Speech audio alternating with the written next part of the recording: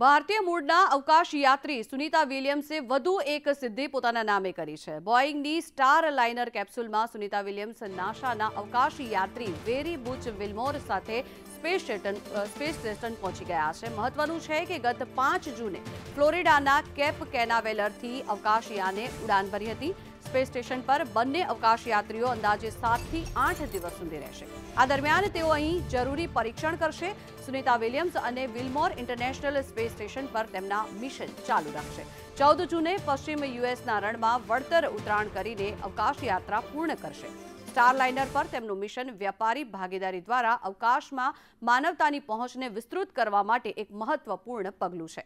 ઉલ્લેખનીય છે કે વર્ષ 2012માં સુનીતા વિલિયમ્સ આંતરરાષ્ટ્રીય અવકાશ સ્ટેશનની સફર દરમિયાન અવકાશમાં ટ્રાયથ્લોન પૂર્ણ કરનાર પ્રથમ મહિલા બન્યા હતા।